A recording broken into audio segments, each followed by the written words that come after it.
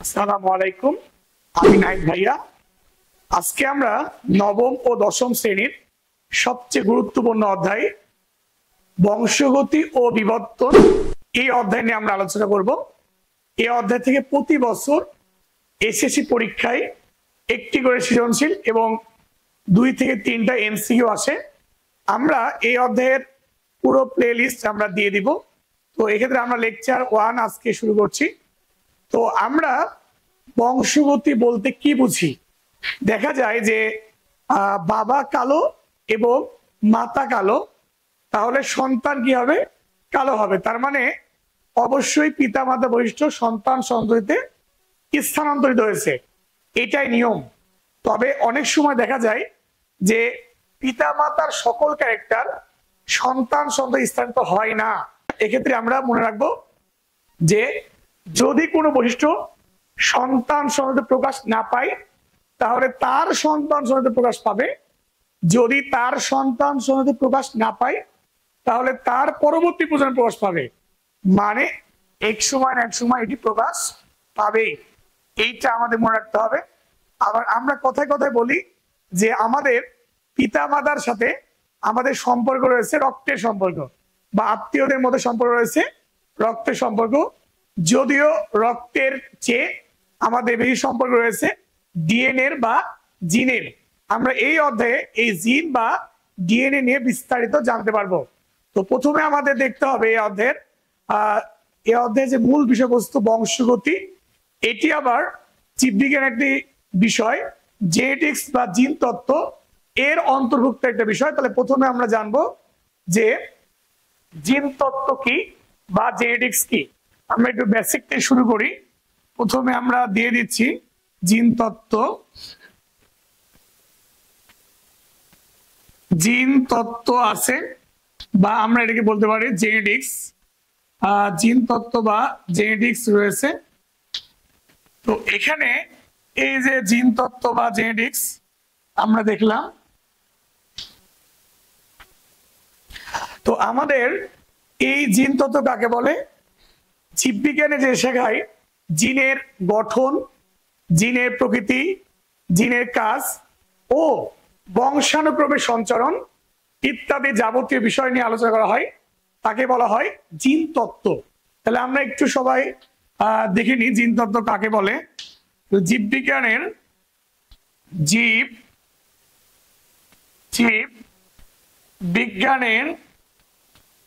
জীববিজ্ঞানের যে শাখায়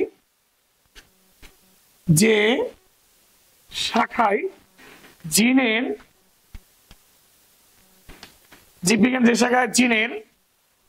গঠন, প্রকৃতি, কাজ ও বংশানুক্রমে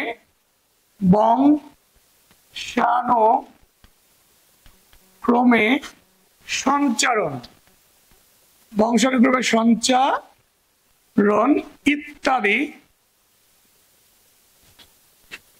ইত্যাদি যাবতীয় বিষয় নিয়ে আলোচনা করা, যাবতীয় বিষয় নিয়ে আলোচনা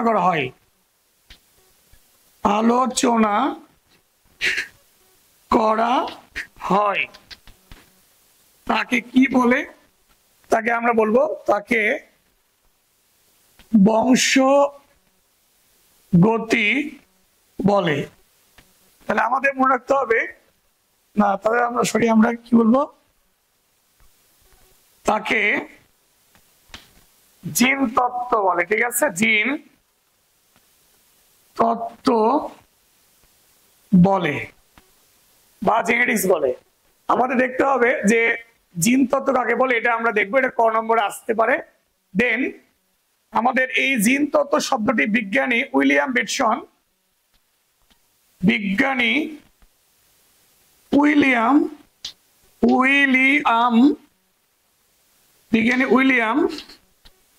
বেটসন, মানে বেটি ছেলে, বেটি ছাওয়াল, বিজ্ঞানী উইলিয়াম বেটসন 1905 সালে এই শব্দটি ব্যবহার করেছেন, বা জেনেটিক্স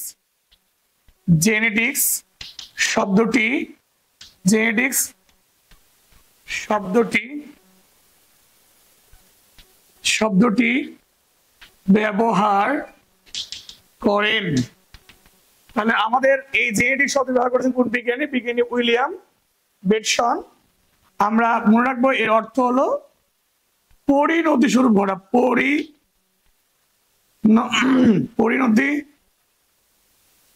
পরিণতি স্বরূপ ঘটা।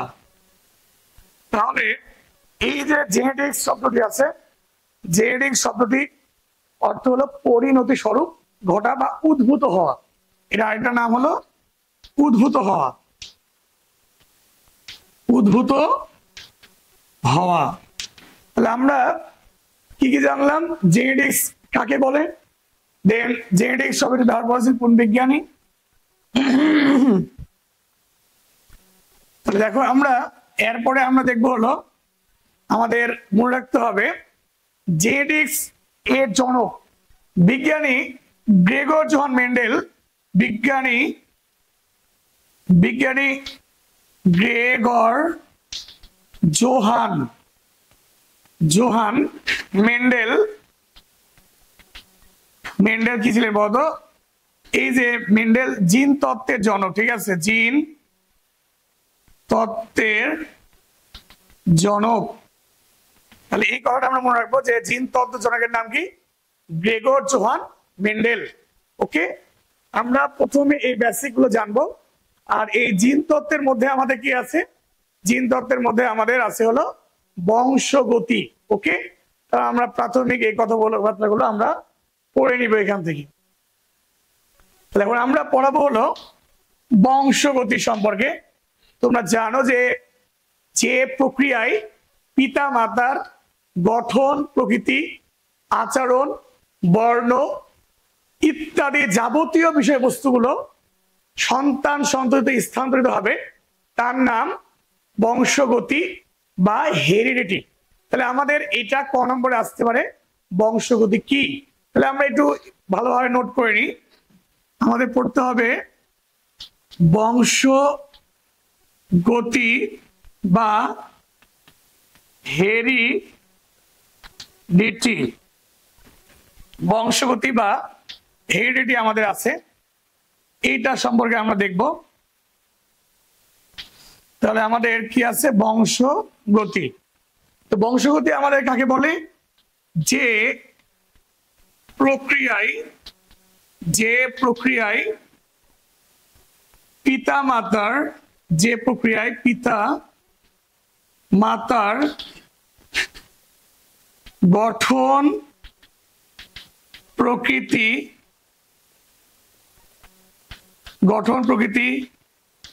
আকার, আকৃতি, গঠন, প্রকৃতি, আকার, আকৃতি, বর্ণ ও আচরণ, ঠিক আছে, আচরণ ইত্যাদি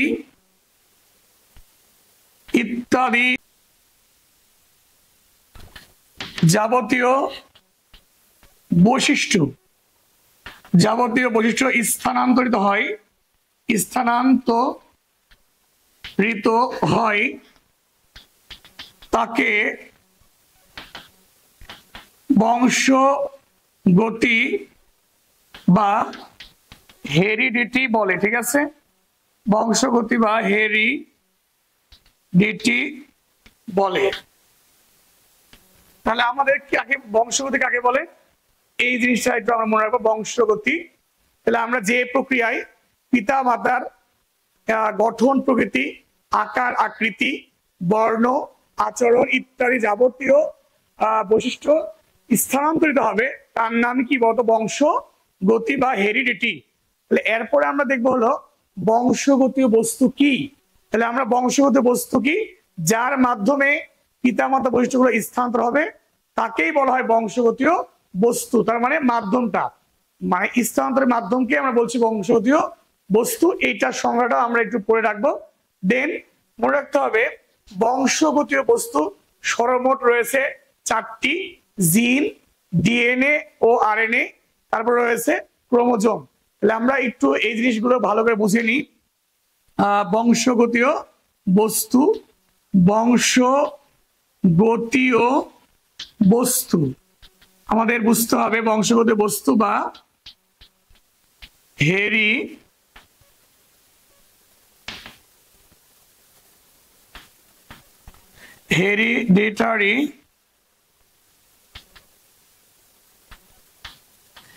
হেরিডিটারি ম্যাটেরিয়াল। তাহলে এই যে বংশগত বস্তু বা হেরিডিটারি ম্যাটেরিয়াল জিনিসটা কি, তাহলে যার মাধ্যমে স্থানান্তরিত হবে, মনে রাখতে হবে যার মাধ্যমে যাবতীয় বৈশিষ্ট্য স্থানান্তর হবে, যাবতীয়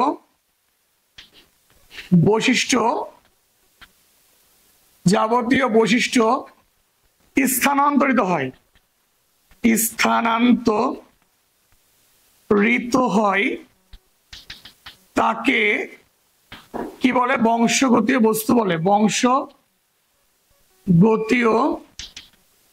বস্তু বলে। তাহলে বংশগতীয় বস্তু কাকে বলে?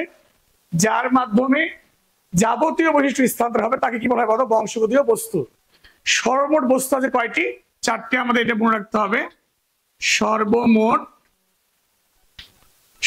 বংশগতীয় বস্তু কতটি আছে?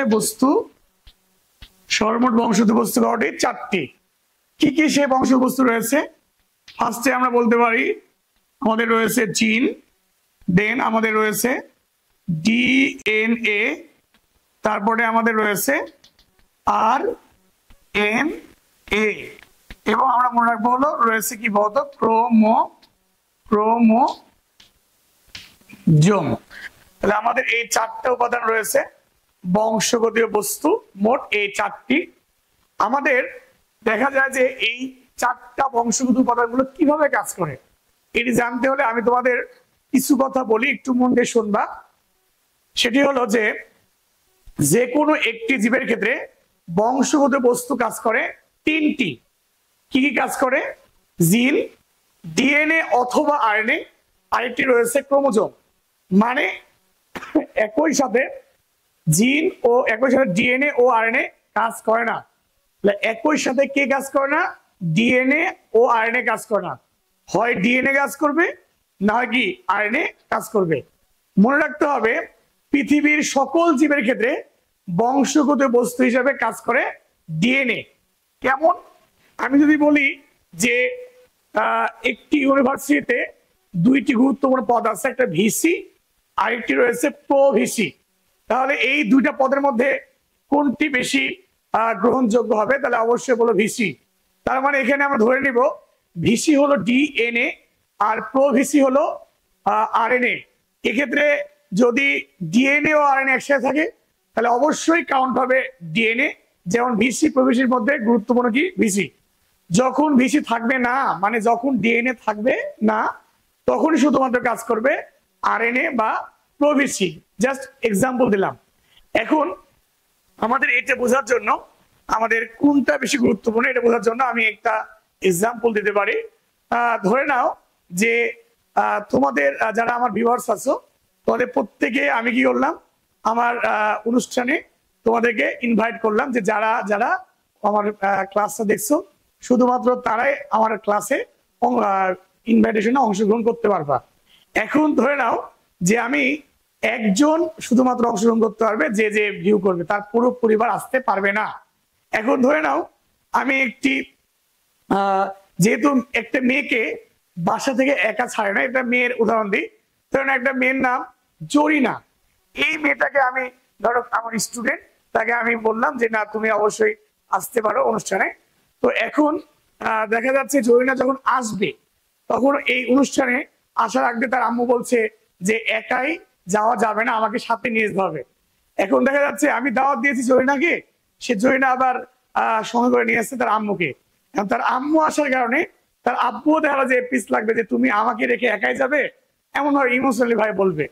দেন এরপরে তার আব্বু এবং আম্মু আসার কারণে তার যে ছোট ভাই বোন আছে তারাও কিন্তু হলো সাথে আসার চেষ্টা করবে।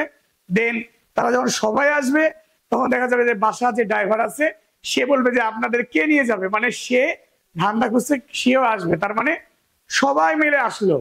কিন্তু আমি দাওয়াত দিয়েছি একজনকে, তাহলে সেই একজনটাই হবে কি জিনের বাচ্চা জিন, তার মানে যে যাকে দেওয়া হচ্ছে সেই হলো মূল উপাদান, তাহলে সেই বংশগতির মূল উপাদান হিসেবে কাজ করবে, সেই জরিনাই হবে জিন। দেন তার বাবা মা হবে কি ডিএনএ অথবা আরএনএ, কারণ যে কোনো একজন আসলে হতো। তারপরে তাদের যে ড্রাইভার আছে যে তাদেরকে বহন করে নিয়ে আসবে সেই হবে ক্রোমোজোম। এই এক্সাম্পলটা আমরা মনে রাখতে পারি। এই থেকে আমরা বুঝলাম যে বংশগতির একদম যদি বলা হয় মূল উপাদান তাহলে আমরা বলবো জিন। এই জিনকে বলা হয় বংশগতির মূল উপাদান, এবং ডিএনএ ও আরএনএ এটিকে বলা হয় রাসায়নিক ভিত্তি। কি বলা হয়? রাসায়নিক ভিত্তি বলা হয়। ডিএনএ ও আরএনএ কে বংশগতির রাসায়নিক ভিত্তি বলা হয়। দেন ক্রোমোজোমকে বলা হয় দুইটা জিনিস বলবো আমরা, একটা হলো ভৌত ভিত্তি বলবো, প্লাস আমরা বলতে পারি এটি প্রধান উপাদানও বলা হয়। ঠিক আছে, প্রধান উপাদান। ঠিক আছে, উপাদান এটা বই অনুযায়ী উত্তর দিবা প্রধান উপাদান। ঠিক আছে, মূল উপাদান আসলে কাছাকাছি শব্দ। যদি বলা বংশগতি একদম মূল কি মানে কে কাজ করে, তাহলে অবশ্যই জিন। আর এই জিন বা ডিএনএ বহন করে কে? ক্রোমোজোম। ক্রোমোজোমের মাধ্যমে এগুলো সবগুলো বাহিত হয়, এই জন্য ক্রোমোজোমকে বলা হয় ভৌত ভিত্তি বা প্রধান উপাদান বলা হয়। ঠিক আছে, এই কথাগুলো আমরা একটু মনে রাখবো। এরপরে আমি তোমাদের যেটা বললাম যে একটি জীবের ক্ষেত্রে সর্বমোট 3টি উপাদান কাজ করে, জিন, ডিএনএ অথবা আরএনএ। ঠিক আছে, এই বিষয়ে আমরা মনে রাখবো। তাহলে আমরা একটু দেখে নিই, যে কোনো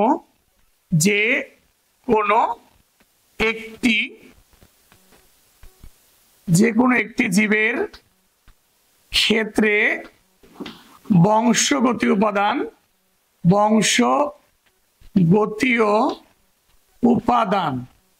যে কোনো একটি জীবের ক্ষেত্রে বংশগতীয় উপাদান কয়টি আছে? 3টি।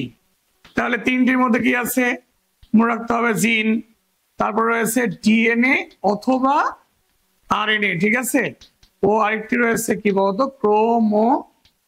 ক্রোমোজোম। এই যে আমাদের এই 3টা উপাদান রয়েছে, তার মানে একই সাথে ডিএনএ ও আরএনএ বিদ্যমান থাকে না। এরপরে আমরা দেখব পৃথিবীর সকল জীবের ক্ষেত্রে, আমরা দেখব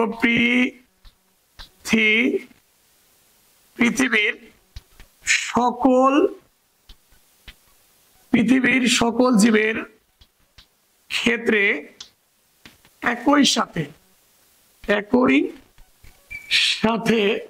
ডিএনএ ও আরএনএ কাজ করে। পৃথিবীর সকল জীবের ক্ষেত্রে একই সাথে ডিএনএ ও আরএনএ বিদ্যমান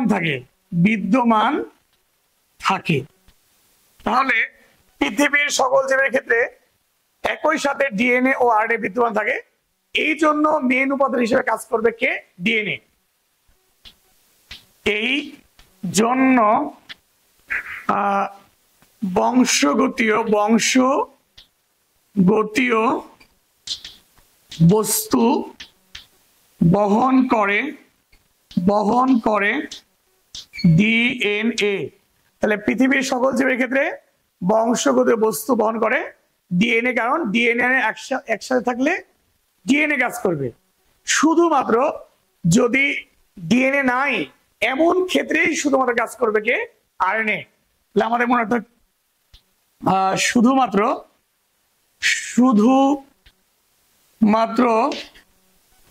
ডিএনএ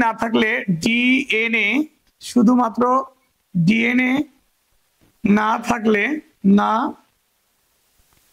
থাকলে কাজ করে আরএনএ। তাহলে কোথায় ডিএনএ নেই আমাদের বুঝতে হবে। ভাইরাসের ক্ষেত্রে হয় ডিএনএ থাকে না হয় আরএনএ থাকে। ডিএনএ থাকলে ডিএনএ ভাইরাস, আরএনএ থাকলে আরএনএ ভাইরাস। তাহলে শুধুমাত্র আরএনএ ভাইরাসের ক্ষেত্রেই বংশগত বস্তু বহন করে কে? আরএনএ। এখন অনেকেই বলতো ভাইয়া তাহলে ভাইরাস কি জীব না? না, আসলে দেখো ভাইরাস জীব নয়, জড়ও নয়, ভাইরাস ভাইরাসই। অতএব আমরা এই কথাটা মনে রাখবো। তাহলে কোথায় আরএনএ বংশগত বস্তু হিসাবে কাজ করবে? আরএনএ ভাইরাস, ঠিক আছে। আরএনএ আরএনএ ভাইরাসের ক্ষেত্রে, আরএনএ ভাইরাসের ক্ষেত্রে ক্ষেত্রে বংশগতীয়